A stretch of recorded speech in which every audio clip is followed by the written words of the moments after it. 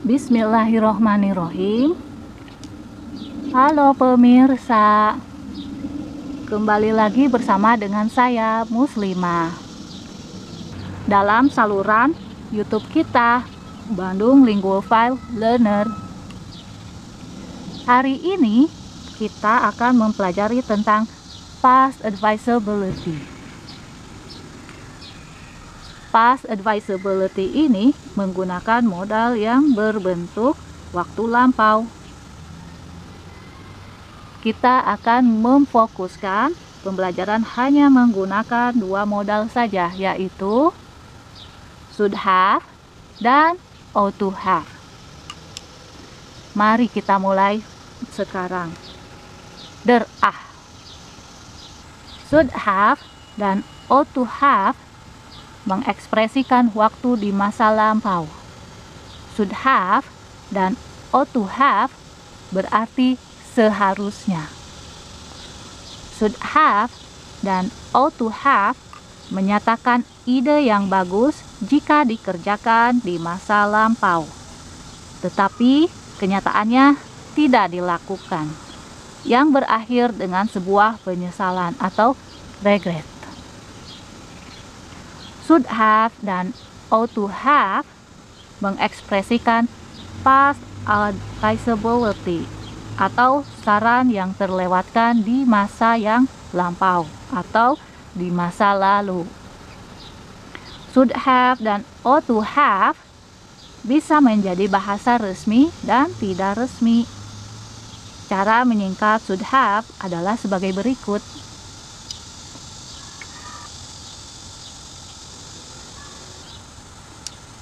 Should have, sudah, sudah. Should have, should have, should have. Should've, should've, should've. Sudah, sudah, sudah. Dan cara menyingkat ought to have adalah sebagai berikut. Ought to have, ought to have. Sekarang mari kita membuat kalimat positif. Should have dan ought to have diikuti oleh verb 3 atau past participle dalam kalimat positif. Di antaranya adalah subject, should have, verb 3, dan object. Kemudian subject plus ought to have plus verb 3 plus object. Contohnya adalah I should have studied for my exam board. I ought to have studied for my exam board. Sekarang kita akan membuat kalimat negatif. Tadi saya sudah menjelaskan bahwa dalam kalimat positif berarti penyesalan. Maka dalam kalimat negatif should not have atau ought not to have memiliki arti menyalahkan, baik itu diri sendiri atau orang lain. Dalam kalimat negatif, should not have bisa disingkat sebagai berikut. Should not have, shouldn't have. Dalam kalimat negatif, ought not to have bisa disingkat menjadi oughtn't to have, oughtn't have. Ought not to have, ought not to have, ought not to have. Oughtn't to have, oughtn't to have, oughtn't to have. Oughtn't have, oughtn't have, oughtn't have.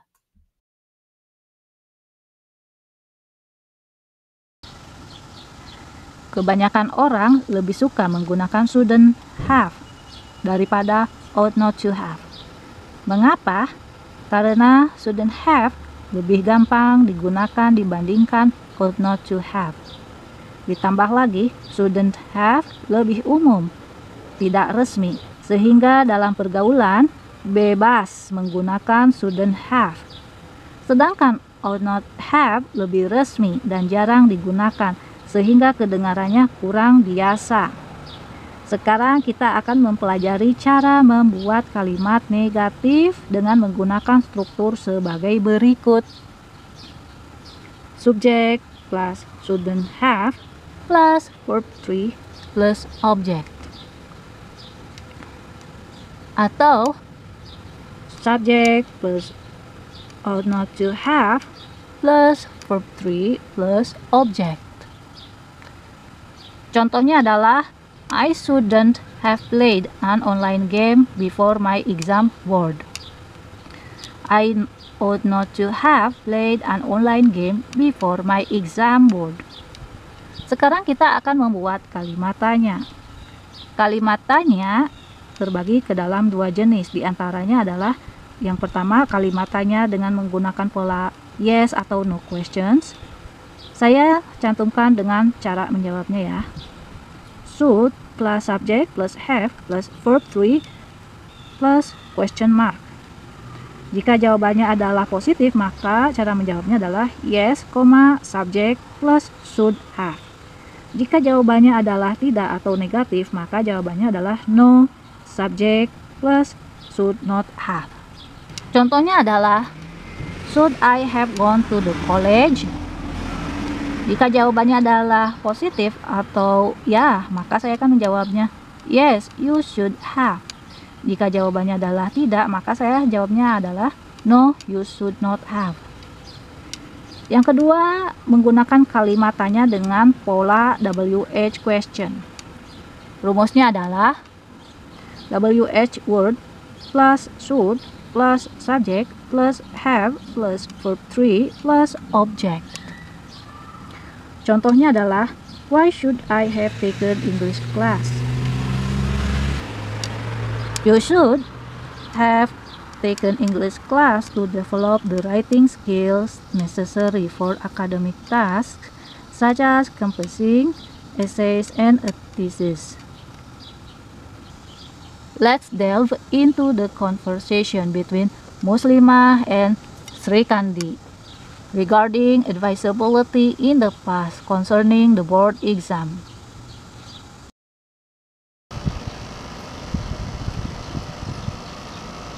How did your board exam turn out? Unfortunately, I didn't make the cut. Did you prepare thoroughly for the exam? I did study, but I got distracted by other things. Congratulations to me. I guess I managed to pass the exam. Well done, Srikandi.